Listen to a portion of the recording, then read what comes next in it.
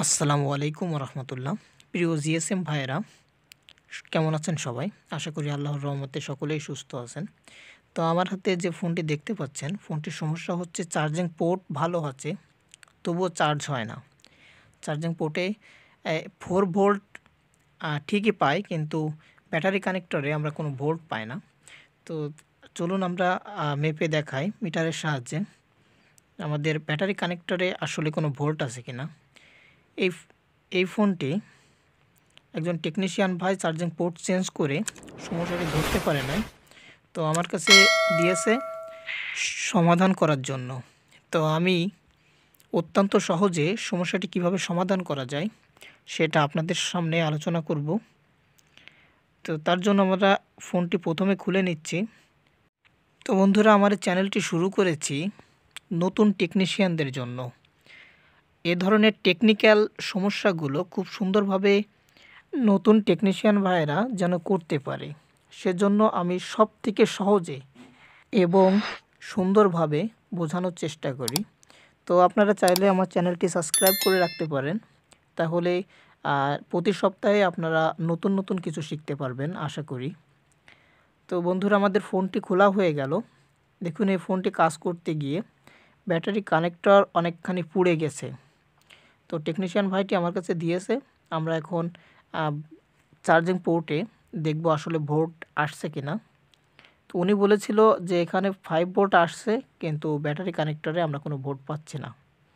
তো দেখুন বন্ধুরা, এখানে চার্জিং পোর্টে আমরা ঠিকই 5 ভোল্ট পাচ্ছি, কিন্তু আমরা ব্যাটারি কানেক্টরে আসলে ভোল্ট পাচ্ছি না। তো আমি মেপে দেখাচ্ছি। তো দেখুন বন্ধুরা, এখানে পজিটিভ লাইন মিসিং আছে, এজন্য হয়তো আমরা ভোল্ট পাচ্ছি না। তো এই সমস্যাটি আইসি থেকে হয়, ছোট ছোট ক্যাপাসিটার থেকে হয়, আবার ডায়োড থেকে হয়। তো এই সমস্যাটি সবথেকে সহজে আমরা আজকে সমাধান করে দেখাবো। তার আগে আমরা চার্জিং পোর্টটি চেঞ্জ করে নেব, কারণ যে চার্জিং পোর্টটি লাগানো হয়েছে এটা আমার পছন্দ হয় নাই। চার্জিং পোর্টটি খোলার জন্য আমরা সর্বপ্রথম একটু পেস্ট দিয়ে নিলাম এবং নিচ দিয়ে আমরা হিট দিচ্ছি। উপর দিয়ে হিট দিলে ব্যাটারি কানেক্টরে সমস্যা হয়, তাছাড়া চার্জিং পোর্টের ভিতরে যে প্লাস্টিক থাকে সেগুলো গলে যাওয়ার সম্ভাবনা থাকে। এজন্য আমরা নিচে দিয়ে হিট দিব এবং চার্জিং পোর্টটি খুলে নেব। চার্জিং পোর্টটি খুলতে দেরি হলে আমরা সাইড দিয়ে তাতাল দিয়ে হিট দিতে পারি, তাহলে খুব সহজে চার্জিং পোর্ট উঠে আসবে এবং প্রিন্টগুলো মিসিং হবে না। অনেক সময় দেখা যায় চার্জিং পোর্ট ওঠাতে গিয়ে অনেক টেকনিশিয়ান ভাইরা চার্জিং পোর্টের যে প্রিন্ট থাকে ওই প্রিন্টগুলো উঠিয়ে ফেলেন। তো তাতাল দিয়ে কাজটি করলে আশা করি আপনাদের কখনোই প্রিন্ট মিসিং হবে না। তো এবার আমরা আবার তাতাল দিয়ে জায়গাটি রিসোল্ড করব। তো রিসোল্ড করলে আমরা আবার নতুনের মতো চকচকে দেখতে পারবো। তো রিসোল্ড করলে আমাদের কাজটি অনেক সুন্দর হবে এবং মার্জিত হবে। তো রিসোল্ড করা হয়ে গেলে আমরা একটু থিনার দিয়ে জায়গাটি পরিষ্কার করে নেব এবং পরিষ্কার করলে হবে কি যে একটা প্রিন্টের সঙ্গে অন্য কোনো প্রিন্ট জয়েন্ট থাকবে না, সুতরাং কোনো শর্ট হওয়ার সম্ভাবনা থাকবে না। তো এবার আমরা আইসি রিবলিংয়ের যে পেস্ট ব্যবহার করি ওই পেস্ট ওইখানে একটু দিয়ে নেব। এই পেস্ট দিলে আমাদের কাজটি করতে অনেক সুবিধা হবে এবং কোম্পানির মতো সুন্দরভাবে করতে পারবো। তো আমি যে পেস্টটি ব্যবহার করি পেস্টের নাম হচ্ছে রিলাইফ, এটা 183 ডিগ্রি। তো পেস্ট দেওয়া হয়ে গেলে আমরা নিচ দিয়ে হিট দেব এবং এই হিট পাওয়ার সঙ্গে সঙ্গে আমরা দেখতে পারবো যে পেস্টটি সুন্দরভাবে গলতে শুরু করবে এবং আমাদের প্রিন্টগুলো নতুনের মতো হয়ে যাবে। তো দেখুন বন্ধুরা, হিট পাওয়ার সঙ্গে সঙ্গে আমাদের পেস্টটি গলে গেল এবং আমাদের চার্জিং পোর্টের যে প্রিন্টে আমরা এক্সট্রা যে আইসি রিবলিংয়ের যে পেস্ট দেখতে পাচ্ছি সেটা টুইজারের সাহায্যে আমরা সরিয়ে নিলাম এবং এখানে আমরা অনেক বেশি দেখতে পাচ্ছি। আমরা চাইলে কিছুটা কমিয়ে নিতে পারি, তাহলে পোর্টটি সুন্দরভাবে বসে যাবে এবং কাজটি অনেক সুন্দর হবে। তো বন্ধুরা, আমরা এবার চার্জিং পোর্ট এখানে বসিয়ে দেব। তো এখানে চার্জিং পোর্ট বসিয়ে আমাদের কাজ হবে শুধুমাত্র নিচ দিয়ে হিট দেওয়া, তাহলেই নিচ থেকে চার্জিং পোর্টটি সুন্দরভাবে বসে যাবে। তো দেখুন বন্ধুরা, আমরা কাজটি কত সুন্দরভাবে করছি। এই মুহূর্তে আমাদের চার্জিং পোর্টটি লাগানো হয়ে গেছে। আমরা ঠান্ডা হওয়ার জন্য কিছুক্ষণ অপেক্ষা করব এবং এটা থিনার দিয়ে ভালোভাবে পরিষ্কার করে নেব। তো থিনার দিয়ে পরিষ্কার করলে আমাদের জায়গাটা চকচকে হয়ে যাবে এবং দেখতেও সুন্দর হবে। তো আমরা যতটা স্বচ্ছভাবে কাজ করতে পারি সেটা আমাদের জন্য ততই ভালো। তো বন্ধুরা, আমরা এবার দেখুন ভি চার্জে লাইন পাচ্ছি কিন্তু ভি ব্যাটে লাইন পাচ্ছি না, অর্থাৎ ব্যাটারি কানেক্টরে আমাদের লাইন যাচ্ছে না।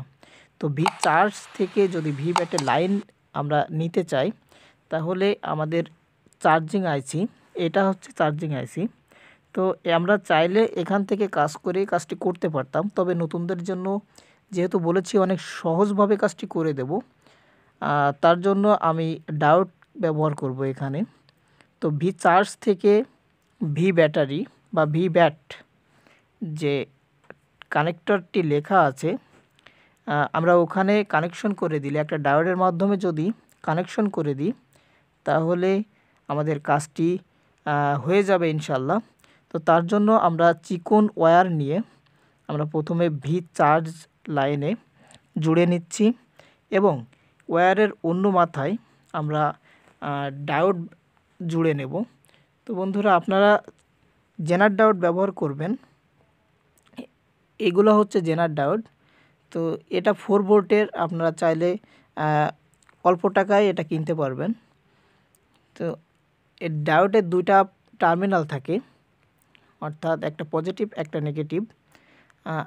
যে মাথায় দাগ নেই ওটা হচ্ছে নেগেটিভ, ওই মাথাটি আমরা ভি চার্জের লাইনের সঙ্গে জুড়ে দেব এবং যে মাথায় দাগ আছে ওই মাথাটি আমরা ভি ব্যাটারির সঙ্গে জুড়ে দেব, তাহলে আমাদের কাজটি হয়ে যাবে।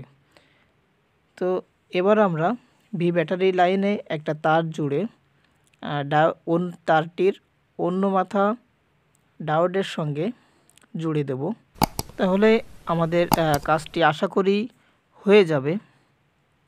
তো আমরা ওয়্যারটির অন্য মাথা ডায়োডটির অন্য প্রান্তে সুন্দরভাবে সোল্ডারিং করে নিচ্ছি।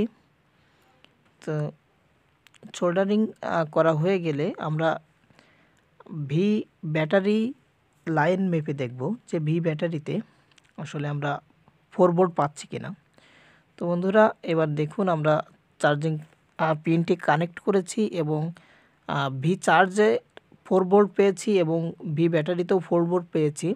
তো আমরা এবার ব্যাটারি কানেক্টরে মেপে দেখাবো আমরা ঠিকঠাক মতো ভোল্ট পাচ্ছি কিনা। তো দেখুন বন্ধুরা, আমাদের ব্যাটারি কানেক্টরেও আমরা এবার 4 ভোল্ট পাচ্ছি। একটু সুন্দর করে দেখাই। দেখুন, আমরা ব্যাটারি কানেক্টরে 4 ভোল্ট পেয়েছি, অর্থাৎ আমাদের এবার চার্জ হবে এবং চার্জটি খুব দ্রুত হবে। কিছু কিছু ফোন আছে অনেক স্লো চার্জ হয়, তো আপনারা চাইলে সে ফোনগুলোতেও ভি চার্জ লাইন থেকে ভি ব্যাটারি লাইনে ডায়োড দিয়ে সেমভাবে কাজ করে কাজটি করে দিতে পারবেন। তো বন্ধুরা, আজকে এ পর্যন্তই। নেক্সট ভিডিও আসবে আগামী সপ্তাহে। নেক্সট ভিডিওটি সবার আগে পেতে চাইলে আমাদের চ্যানেলটি অবশ্যই সাবস্ক্রাইব করে রাখবেন এবং পাশে থাকা বেল আইকনটি প্রেস করে রাখবেন। আর ভিডিওতে একটা লাইক দিয়ে রাখবেন যেন নতুন নতুন ভিডিও বানাতে আমি মোটিভেটেড হই। ধন্যবাদ সবাইকে।